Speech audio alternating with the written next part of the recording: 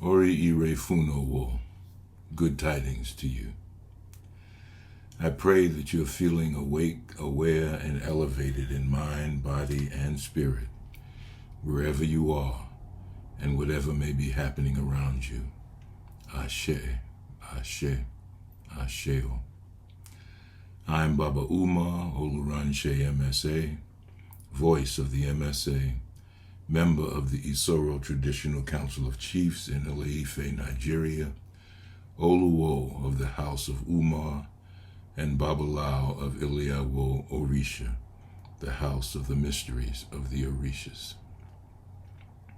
Oriire, abundant blessings to our Egbe, our online community of subscribers that continues to grow thanks to you. Thank you for joining us for another lesson. Remember, as a member of our YouTube Egbe, you can support each other's spiritual journey by posting your questions and uplifting comments in the comment section below.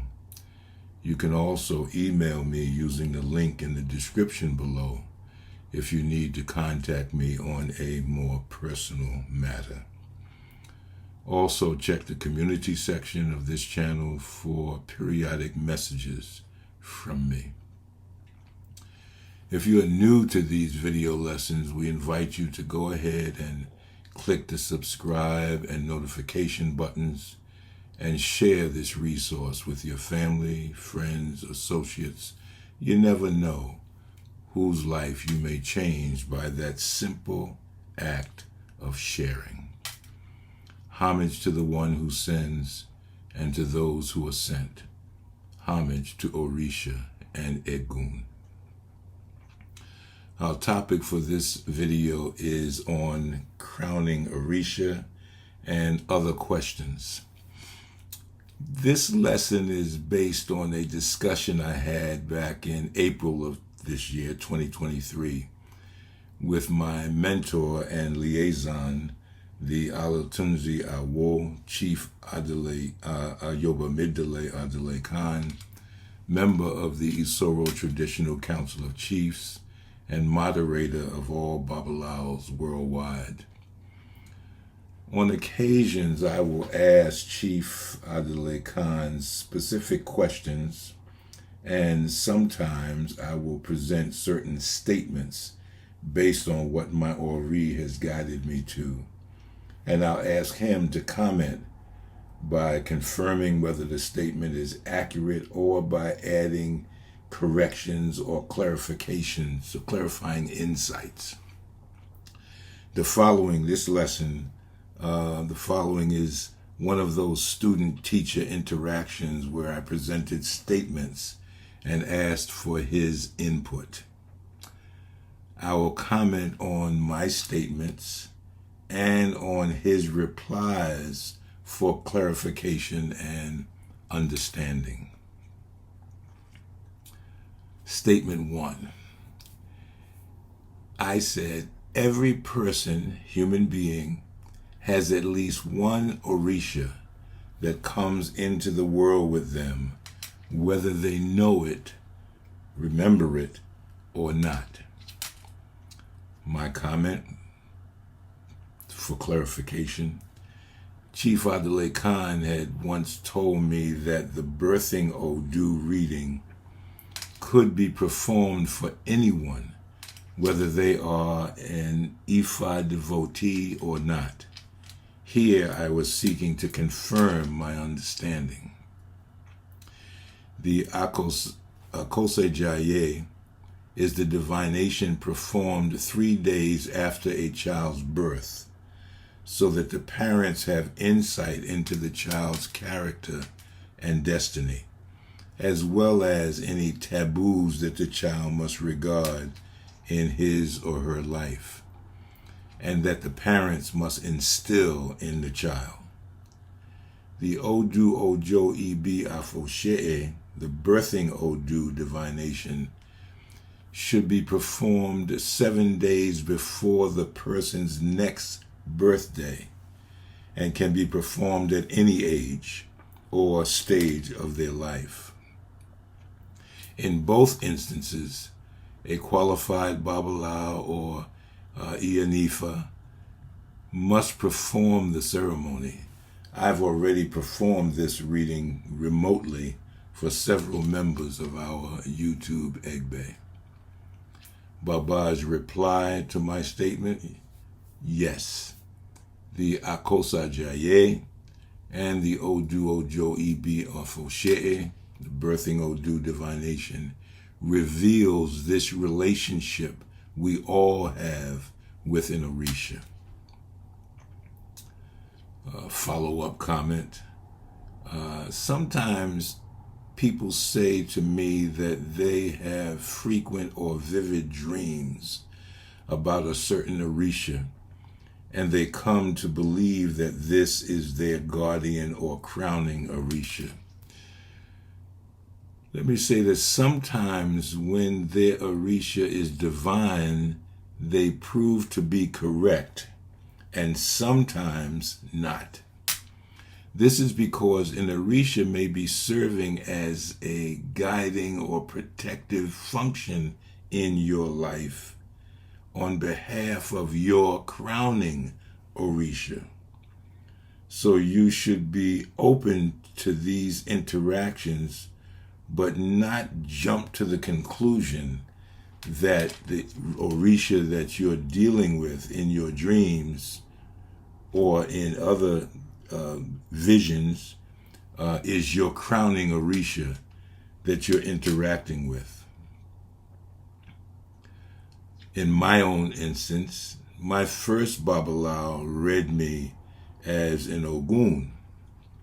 When I went to Ile-Ife, I was read as an Obatala. I recognize that Obatala is my crowning Orisha, but I still hold to the relationship that I have with Ogun because I know that Ogun was sent to me through that first Babalawo to be my protector throughout my life in service of my crowning Orishas, Obatala and Yemoja Olokun.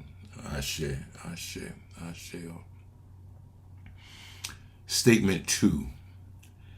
Every Orisha has both a positive and negative, not bad or evil, aspect or energetic expression. My comment to you. I was taught that each of the Orisha has both a masculine, positive, and feminine, negative expression. We discussed this idea of positive and negative energies in some detail in the video Ifa Iwa Lesson 14, Oshe Ifa Ritual, Afoshe, Ogbon Ironu Ifa, the logic of Ifa. And when we discussed the binary principle within the Ifa tradition. Baba's reply to my statement, Chief Adelekan says, referred to the verse from Sacred Odu, Owonrin Meiji, the sixth Odu. In it, it says, Tako Tabi Lada Ile-Ife. The world was created with both the masculine and feminine essences. So for clarification to you, I'm saying the implication here is that not only were the Orisha created with both positive and negative energetic expressions, but everything in creation was created with the same nature. This, of course, is consistent with our discussion in our video Ifa Iwa Lesson 15, Oshe Ifa Ritual Afoshe Part 3, Oju Odu, where we discussed extensively the binary principle of Ifa cosmology. So this Odu suggests that something that may initially seem or appear negative in your life may manifest or bring about a positive outcome if you are patient and open to the process of unfoldment. Of course, the opposite is also true. That is, something that you may perceive as being good for you may, in the long run, turn out to create more problems than you expected. That is one of the reasons why it is so important to stay in touch with your Ori, learn to trust your heart, mind, intuition, and your Ifa Obi when making important decisions. Utilize your intuition, call on your Ori, and utilize your tools, the OB, in order to clarify things about which you should be seeking guidance. Statement 3. Whatever thought, vibration, or knowledge is picked up by one Orisha is also immediately known by every other Orisha and Irunmole in the multiverse of creation. The divine matrix, the mind of Olofi-dumare. Baba's reply referred to a verse in Sacred Odu Ogbe Wori that says, Aki ishe o salodo ki labe omogbo. No one celebrates the river spirits behind the river guardian. He went on to explain. The Orisha world is a continuum amongst them because they are all part of the completeness of Olofi-dumare, working in synergy and independently for one purpose, according to the form required for their particular callings and assignments. Let me clarify. I concluded from this response that this must also apply to you and me. That is, we are part of that continuum, that completeness of Olofi-dumare. Hence, the energies and atoms of our bodies work in synergy, excuse me, and independently for one purpose, according to the form required for their individual calling and assignments. These atoms and cells form DNA and RNA, blood, proteins, neurons, organs, nerves, fascia, sense organs, and limbs that also work in synergy and independently for one purpose, according to the form required for their independent callings and assignments in our bodies. And our bodies, these bioelectrical and biomagnetic avatars made from the material of Ile-Ife, Mother Earth, really from the material of the cosmos, stardust, also work in synergy and independently for one purpose, according to the form required for their individual callings and assignments. Again, looking at the body, I mean, the kidney does kidney stuff. The heart does heart stuff. So it functions independently in the sense of having its unique calling, it's a unique assignment, but it also works in synergy. The heart and the kidney work together to sustain the body, and you can apply that to any other organs or parts of the body. So you and I, as spiritual entities inhabiting these three-dimensional avatars, likewise work in synergy and independently for one purpose, according to the form required for our callings, our prenatal chosen destinies and assignments, our sacred agreement with Olofi-dumare to work to bring about the good condition for every human being.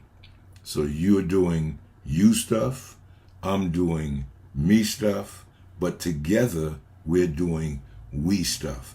We are here to work in synergy with each other to fulfill a particular purpose, one chosen by us prenatally and one assigned to us by Olofi-dumare. So although we may appear to be separate beings, sometimes moving in harmony with each other, sometimes moving in apparent opposition to each other, we are collectively one thing, serving one purpose. Ashe, Ashe, Asheo. The idea or appearance of separateness is the illusion of the Loja, part of the hypnosis of social conditioning. The reality is interconnectedness, interrelatedness, and interdependence at all levels of existence. Everything is one thing with one purpose. We've talked about this in some of our earlier lessons. Therefore, when a change is felt or experienced by any one of us, this is important, listen to this now. When a change is felt or experienced by any one of us, it influences all of us instantaneously. Remember, in one of our lessons, we touched on the idea of entanglement within quantum physics and quantum sociological perspective. Quantum entanglement. You can Google that, look it up, or go back to the earlier lessons where we touched on this subject pretty extensively, so that you should have a good understanding of what we're talking about when we talk about quantum entanglement. So what is experienced by any one of us is instantaneously influences all of us. This is why your thoughts, your behaviors, your actions, your prayers, your sacrifices is not just for you. It's not just affecting you. When you make your prayers, you shouldn't think in terms of making that prayer for you only, because your improvement, your expansion, your transformation is the improvement, the expansion, the transformation of the whole thing. All of us move together. Ajo lo, ajo bo. We go out together, we return together. Ashe, Ashe, Ashe. My fourth statement to Baba. There are situations when a veil is put up between the spiritual entities and humans for purposes of privacy. For example, when humans are mating or answering the call of nature. You know, you don't want to be in the bathroom doing bathroom stuff and think about, all the spiritual beings checking you out while you're in the process of doing your thing. So this is one of the statements that I made to Baba for clarification. Chief Adelekan acknowledged the correctness of this statement by saying, this veil is called Aaron Araloni, the calling of the flesh. And he went on to explain. However, we have instances in Ifa during mating when an Orisa will embody either the male or the female to transmit certain vibrations or messages for or through them. This is termed Orisa Gun, which may loosely mean mounted by Orisa. By way of explanation, when we are in the process of mating, we can become so focused and absorbed in the energies of that experience that the other doorways to our psyche are left unguarded. An Orisa, a Gun, or a Runmale may seize that opportunity to enter through one of those doors to plant a piece of knowledge or guidance that we otherwise might ignore or miss. Ashe, Ashe, Ashe. There's some heavy stuff here, so you're going to have to go back over this, I'm sure, this video, and also do the PDF. I'm going to put a PDF copy of it so you can study this material and allow those questions that come up, to percolate in your mind. My fifth statement to Baba.